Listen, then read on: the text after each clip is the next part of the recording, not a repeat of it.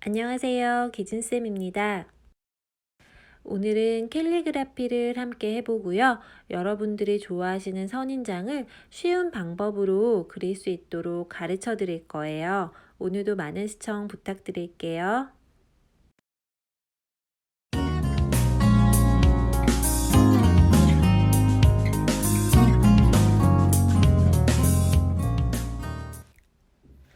오늘도 제가 자주 쓰는 서화판이랑 물감, 붓과 붓펜을 준비했습니다. 오늘 구도는 아래쪽에 여러 가지 녹색으로 선인장을 그려줄 거고요. 선인장 위쪽으로 글씨를 써줄 거예요. 먼저 중심 부분에 동그란 선인장을 그려줄게요. 선인장을 그리는 방법은 세로로 굵은 선을 그려주시면 되는데요. 선인장 모양을 생각하면서 한 줄 한 줄 그려주시면 돼요. 그리고 여러 가지 녹색을 이용해서 색을 조금씩 바꿔주면서 한 줄 한 줄 그려줍니다. 선인장의 모양이 여러 가지가 있는데요. 지금 그려주는 선인장은 약간 늙은 호박처럼 둥그스름하게 그려주었습니다. 그리고 녹색 선과 선 사이를 약간 띄워준다는 느낌으로 그려주세요. 이번에는 길쭉한 모양의 선인장을 그려볼 거예요. 먼저 첫 번째 선을 그어주시고 두 번째 선을 그어주실 때 약간의 공간을 두고 그어주시면 좋겠습니다. 이렇게 굵은 녹색 선을 4개 정도 그어주세요. 왼쪽 편에 있는 선인장과는 조금 다른 모양의 선인장인데요. 얘는 좀 키가 크게 그려주시고 옆쪽에서 자라나온 작은 선인장도 붙여서 그려줍니다. 왼쪽 편에도 작게 하나 더 선인장을 붙여서 그려주시고요.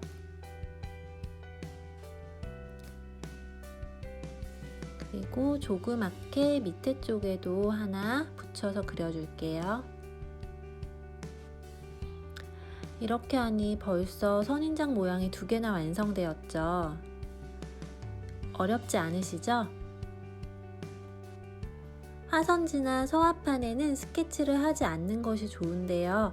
만약 조금 자신이 없으시다면 위치만 살짝 연필로 잡아주셔도 좋아요. 그리고 왼쪽 편에도 선인장을 하나 그려주겠습니다. 이번 선인장도 길쭉한 모양을 하나 그려주시고 큰 선인장 옆에서 작은 선인장이 자라난 모양을 그려줄 거예요. 이번에는 선보다는 조금 면의 느낌으로 그려보았는데요. 이렇게 선인장 모양을 여러분들이 원하는 모양으로 그려주시면 돼요. 그리고 옆쪽으로 작은 선인장을 이렇게 하나 그려주고요. 오른쪽 편에도 작은 공간이 있으니까 하나 더 그려줄게요. 녹색을 이용해 같은 방법으로 이렇게 그려줍니다. 이제 선인장 모양이 대충 다 나왔는데요. 먹선으로 조금 더 자세하게 묘사를 해보겠습니다. 저는 작은 세필을 준비했는데요. 세필이 없으신 분들은 붓펜이나 워터브러쉬를 사용하셔도 괜찮아요. 먹물을 이용하셔도 되고요. 아니면 검정색 물감을 사용하셔도 괜찮거든요. 먹물에 물을 살짝 섞어서 먹물을 연하게 만들어 주세요. 그리고 선인장에 먹으로 선을 넣어 줍니다. 선인장 모양을 그려주실 때 먹선에도 강약 조절을 조금 해주시는 게 좋아요. 조금 가는 선으로 그어주시고 조금 굵은 선으로도 그어주시고요. 먹선에 다 이렇게 똑같이 그어주시지 말고요. 약간의 틈을 주셔도 괜찮거든요. 이렇게 먹선을 자연스럽게 만들어서 그어주시고요. 옆에 길쭉한 선인장에도 먹선을 가는 선으로 넣어주세요.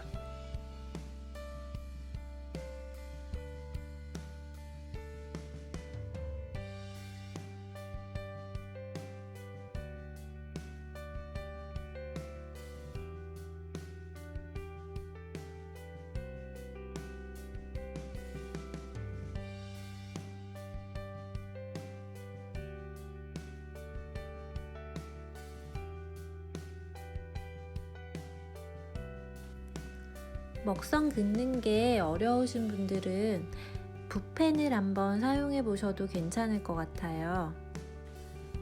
먹물에 물을 타서 조금 연하게 그어주시면 좋지만 붓펜의 끝을 이용해서 가는 선을 한번 그어보세요. 그러면 좀 더 편하게 그리실 수 있을 거예요.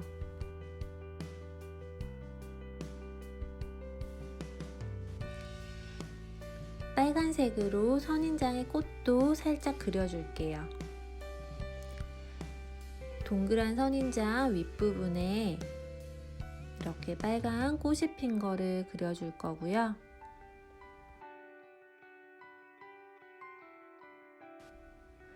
오른쪽에 길쭉한 선인장에는 노란색 꽃이 핀 모습을 그려주겠습니다. 초록색만 사용을 해도 산뜻한 것 같은데요. 그래도 이렇게 노란색과 빨간색이 포인트로 들어가니 더 예쁜 것 같아요.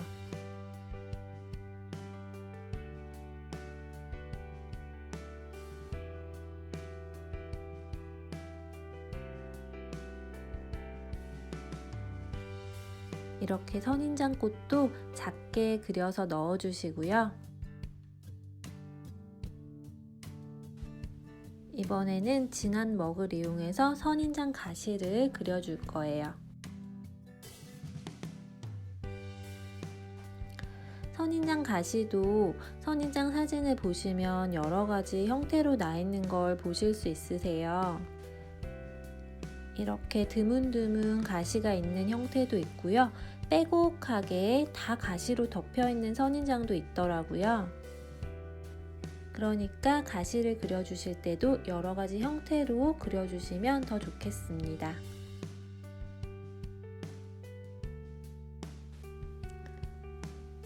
뾰족뾰족하게 가시를 이렇게 그려주세요. 이 선인장은 가시가 빼곡하게 나 있는 모습을 한번 그려볼게요.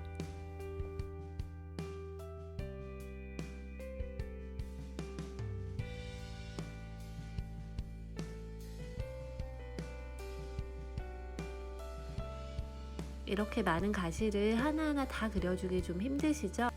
조금 귀찮더라도 이렇게 다 그려주시고 나면 나중에 예쁜 선인장 모양이 나오거든요.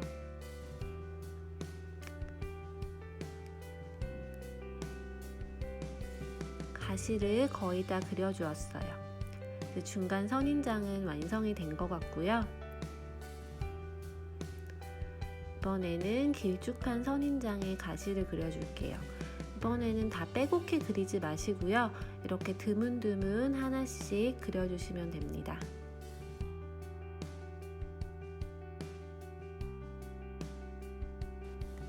가시의 길이도 짤막하게 그려주세요. 조금씩 다르게 이렇게 변화를 주셔야 나중에 예쁜 그림이 되거든요.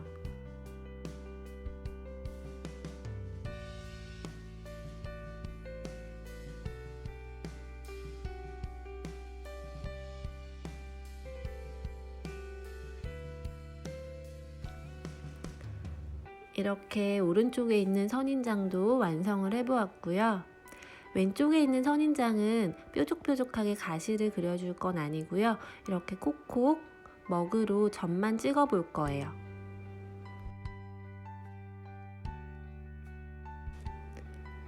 조금 더 간단하게 이렇게 완성을 해보겠습니다. 살짝 라인을 따주고요.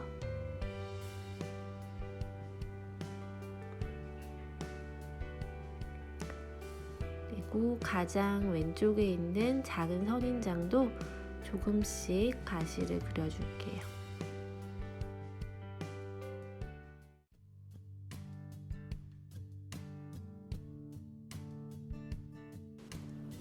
한 5개 정도 이렇게 완성을 시켜보았어요.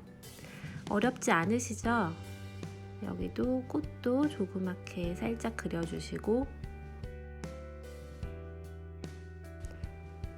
이제 이 위에 여백에다가 붓펜으로 글씨를 써볼 거예요.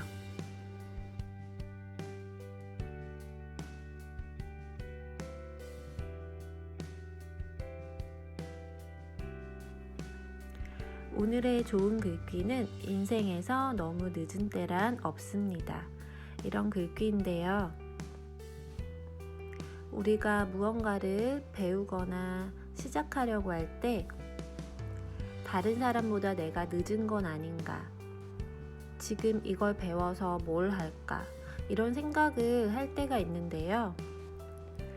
프랑스의 모지스 할머니는 76세에 그림을 시작하셔서 101세까지 그림을 그린 예술가입니다. 모지스 할머니의 그림을 보면 너무 따뜻하고 사랑스러운 느낌이 드는데요. 할머니의 그림도 너무 좋지만 할머니의 도전과 열정을 우리가 배워야 할 것 같습니다. 그런 걸 보면 인생에서 어떤 때든 늦은 때란 없는 것 같아요.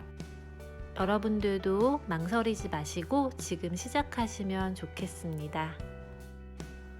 오늘 이렇게 좋은 글귀와 간단한 선인장 그림을 함께 그려보았어요. 오늘도 좋은 시간 되셨으면 좋겠고요. 왼쪽에 지우개 도장으로 마무리를 해주겠습니다. 오늘도 끝까지 시청해주신 분들 정말 감사드리고요. 행복한 하루 보내세요. 감사합니다.